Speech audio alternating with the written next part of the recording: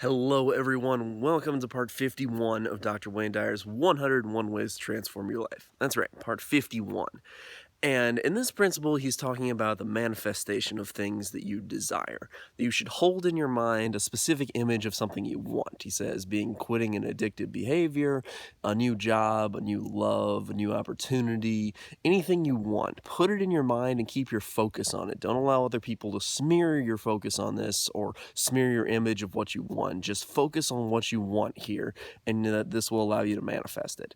Now, this is very much out of Think and Grow Rich kind of principles, and it's a very scientific idea that the subconscious mind just will become a lot of what you think about it being. So if you picture things, the subconscious mind doesn't really understand the difference between those things and reality.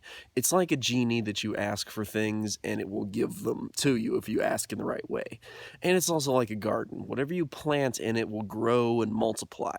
And that's the idea here, that when you hold this focus in your subconscious mind, you visioneer kind of what you want. When you keep thinking about it and you keep believing it, belief being the most important part. So you want it, you desire it, and then you believe it, and this allows you to really achieve it, okay?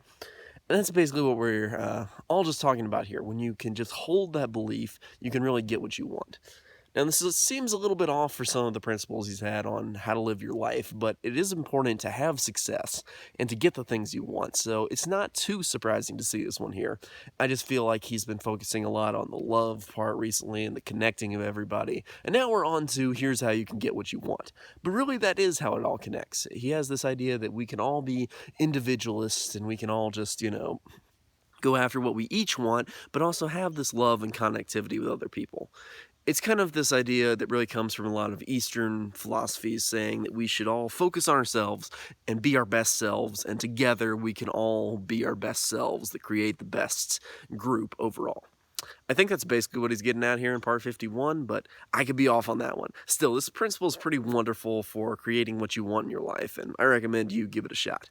Anyway, that's it for part 51. I will see you guys next time with part 52, so stay tuned.